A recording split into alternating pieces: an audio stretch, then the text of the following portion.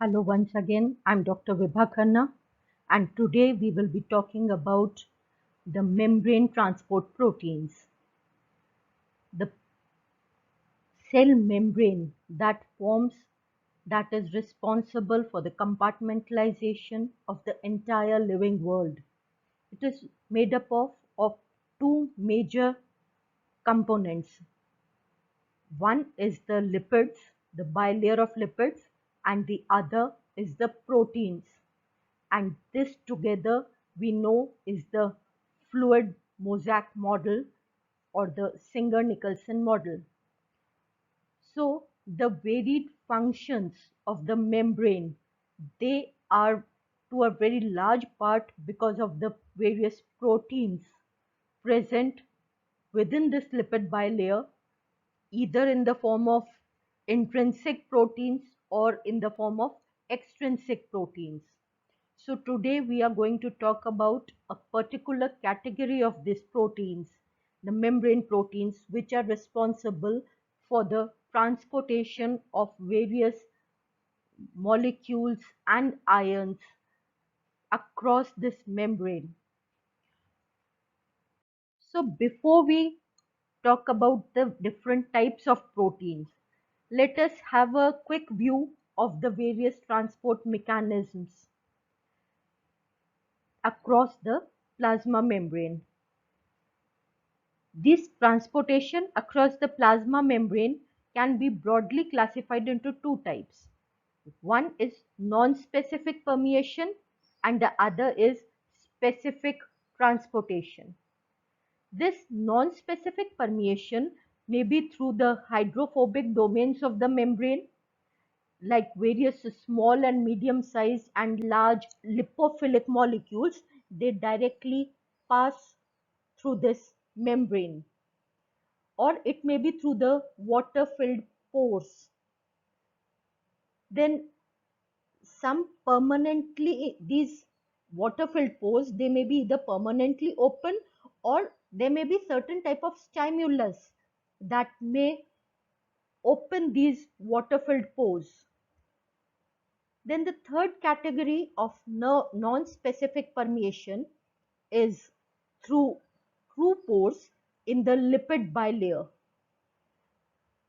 These pores, they develop because of high temperatures or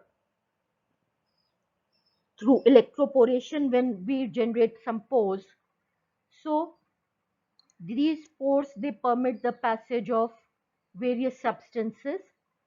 And the next, that is via non-receptor endocytosis, that is vesicles, they are formed which are responsible for phagocytosis and pinocytosis across these membrane. No particular signal is required for the purpose, they are non-specific. And the second category of transport across this membrane is specific transport. Now this specific transport may be through selective channels or on specific type of carriers, yeah, some type of group translocation may be there, or specific receptor mediated pinocytosis may take place to carry in specific type of molecules. So major part of transportation through the cell membrane is by means of this specific transport, and hence we'll shortly talk about it, that majority of the membrane transport proteins, they assist in this type of transportation. So when we say through selective channels, these channels, they may be of different types. They may be non-gated, like the porins or the aquaporins, through which various type of ions, the cations, the anions, various non-electrolytes, the water molecules, they may pass through the membrane. The second category, that is electrically or potential gated channels. Through this, ions they pass. like the sodium ions, the potassium ions, the calcium ions. The third category of selective channels is the chemically or ligand gated channels. These channels, they are specific for, say, molecules of hormones, various hormones, or different specific molecules, they pass through it. Next is the mechanically or stress gated channels. These channels, they are generated or rather operated under stress conditions. When the organism is under stress, in order to counter that stressful condition, specific type of transportation is facilitated, and these proteins channels, they get activated under such conditions. So the second category of membrane transportation through specific transport is on specific carriers. This may be facilitated diffusion. Facilitated diffusion means simple diffusion that is facilitated, that is assisted by specific type of proteins. Or it may be the primary active transport. This primary active transport may again be of several categories, like it may be driven by ATP. Yeah, it may be driven by oxidation reaction as takes place in the mitochondrial membrane. It may be driven by light absorption, like in different categories of bacteria or in the this chloroplast membrane.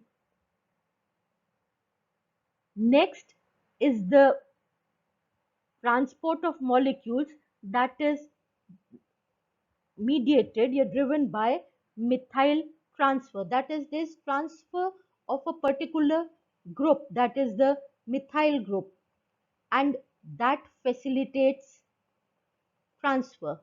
For example, this basically takes place in various methanobacteria and all, where sodium transportation takes place in the archaea.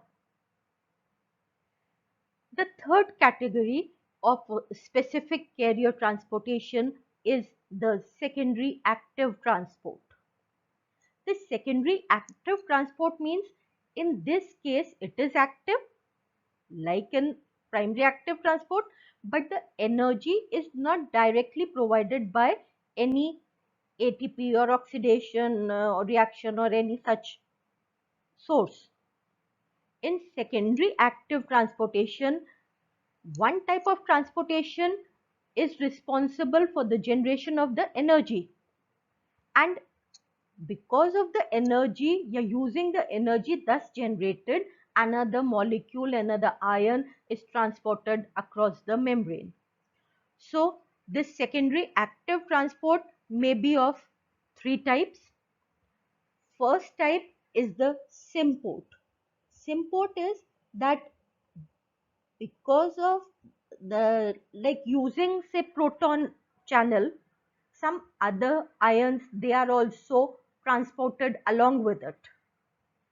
It is of common occurrence in various bacterial cells, the fungal cells, and many plant cells also. Basically, it is used for the transportation of different nutrients like glucose transport pump and all. The second category of secondary active transport is the antiport type, where that is electrically silent. In this type of transportation, one molecule enters the membrane and the other molecule's movement is in the direction opposite to that of the first movement. So that is not because of some electropotential gradient generated, but two molecules, they move in opposite directions. And third type may be, it is again an antiport, two different molecules moving in opposite directions, but here net charge is being transported. So this is the third category. And we are talking about this specific transport. So fourth type of specific transport is transport in which bulk transportation takes place, but that is specific. That means certain type of signal induces particular part of the membrane to bind to specific molecules on its external surface, and then it forms the vesicle. So it may be in both directions, from the cell to the outer atmosphere, that is exocytosis, or from the outer atmosphere into the cell, that is endocytosis. And this is also, sorry, exocytosis, not osmosis. So in this way, we see that there's a wide range of, there are different types of transport mechanisms by means of which molecules, they are transported across the cell membrane. So all these types are facilitated, or they are carried over by specific type of proteins. So different type of membrane proteins that help in such transportation, they include, first category is the transporter proteins. We also use the word porters for them. There's a historical term translocase that is also used for transporter proteins, but for the recent discoveries, or for the, now it is not in vogue, not in fashion, it is not much used. So these transporter proteins, they show high specificity, and their binding site, they open alternately to one and then the other side of the membrane. That is, they accept the molecules on one side of the membrane and then release them on the other side. This can be of three types. This type of proteins, they again can be of three types. The first type is those where it is a passive movement without an input of any sort of energy. It is only that these proteins, they facilitate or mediate diffusion. Diffusion, that is movement of ions or molecules from the region of their higher concentration to the region of their lower concentration.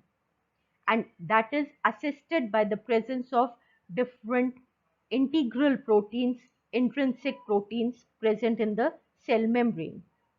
The second category is the secondary active transporter molecules. Historically, they were also referred to as the permeases. And these protein molecules, they assist in secondary active transports. That is, energy is being generated by one movement, and that is facilitating the movement of the other ion. The third category of these proteins are those which help in primary active transports. Here, the energy may be provided by the ATP molecules, or it may be provided by some photochemical reaction, some light molecule. So these transporter proteins, they are basically characterized by being able to transport solute against their chemical potential gradient, or against their electrochemical potential gradient. That means a vast majority of these transporter proteins help in active transportation of molecules and ions across the cell membrane. So here are the three categories of transporters. Here no energy is being used. This is the protein molecule embedded in the lipid bilayer, and it is receiving molecules from the site of their higher concentration. When they attach to it, its configuration of this protein changes, because of which now it opens on the inner side, the other side of the membrane, and releases the molecule or the ion. And when this is released, again there is conformational change, and this protein will open on this side and again receive the molecular ion that is being diffused. Thus it is assisting in diffusion across this lipid bilayer. Here, as we have just talked about secondary active transports, proton is being pumped by this proton pump, and because of this proton gradient that is being generated, these protons, they flow in again through this another protein molecule, and along with it the biomolecule, the carbohydrate, is also being accompanied through these membrane proteins. So energy is being generated by the proton pump, one type of protein, and that energy is being used by another membrane protein for the transportation of these macromolecules, particularly the nutrients. The third category, that is the primary active transport.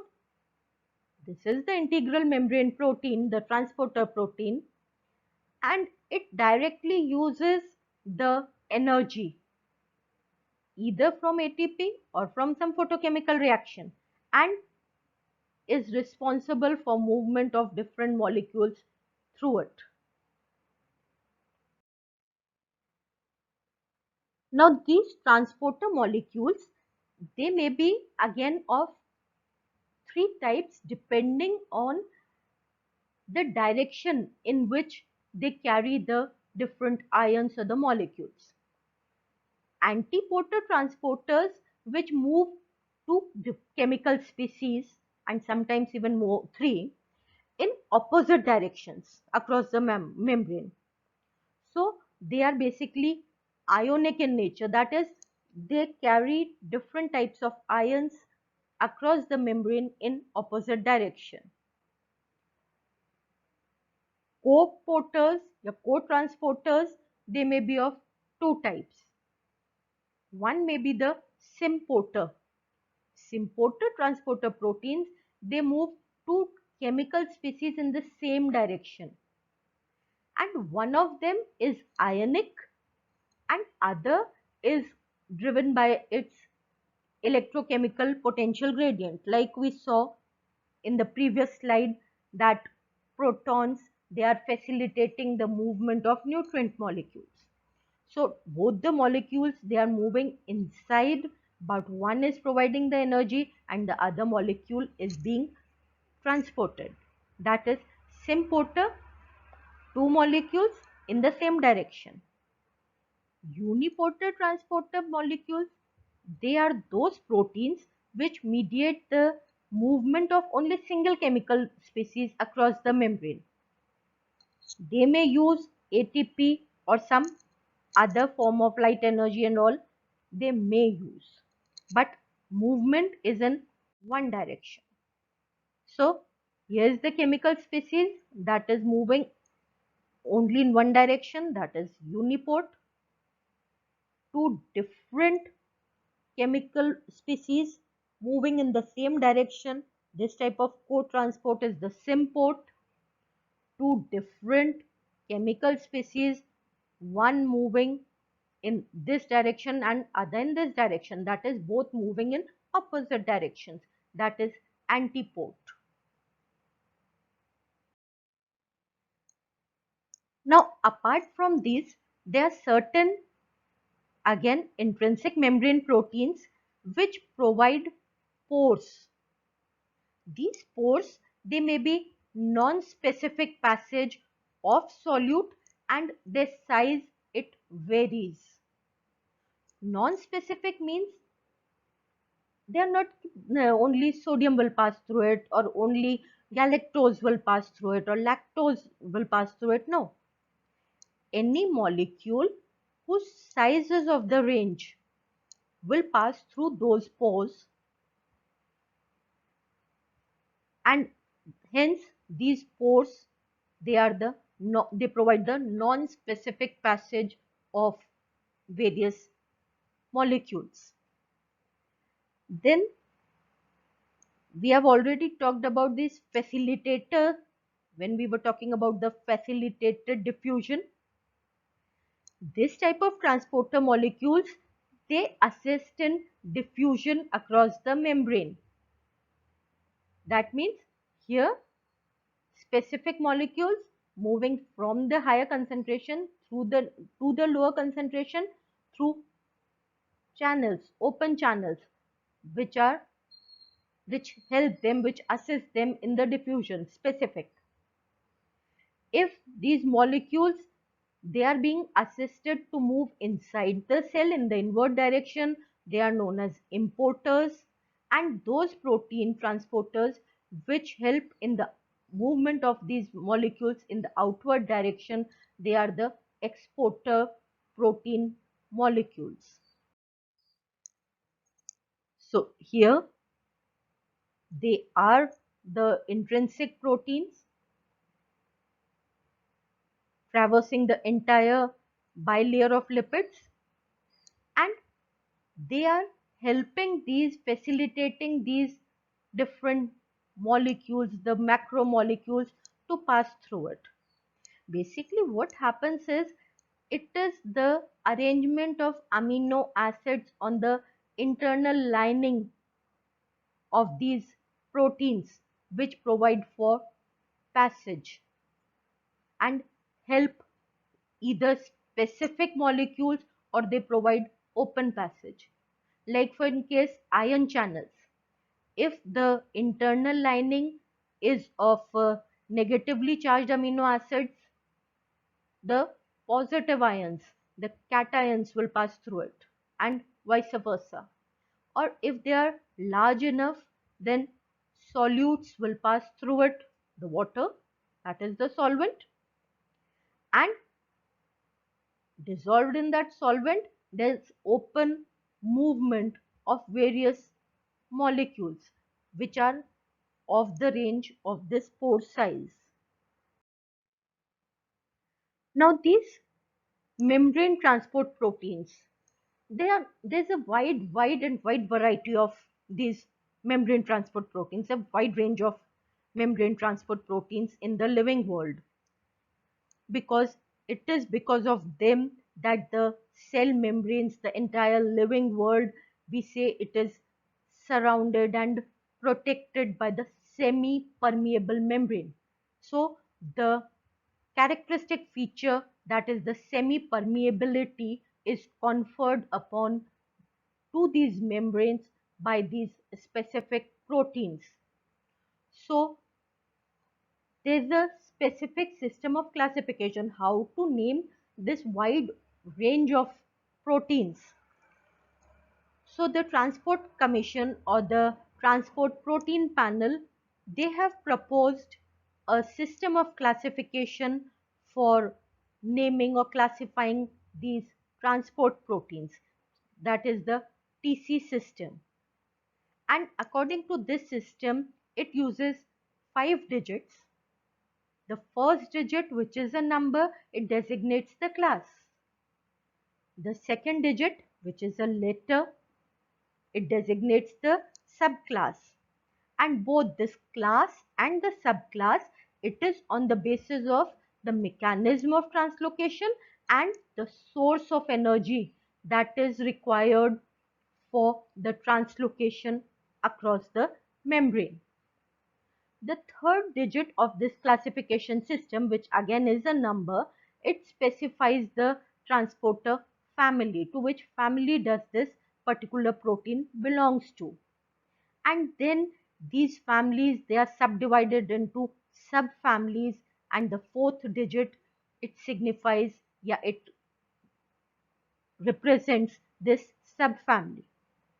Now these hierarchical levels, that is the family and the subfamily levels, they are defined and differentiated on the basis of the primary structure of the proteins involved in the transportation process. And there may be cases of some superfamilies too. And this fifth digit, the last digit, that designates the specific transport protein, the particular transport protein that is being talked about. So in this manner, this plethora of transport proteins helps in this wide range of transportation mechanisms across the membrane, cell membrane, and thus gives it the characteristic semi-permeable feature. And all this is because of the presence of specific type of proteins which help in the process, in the transportation across the cell membrane. Thank you.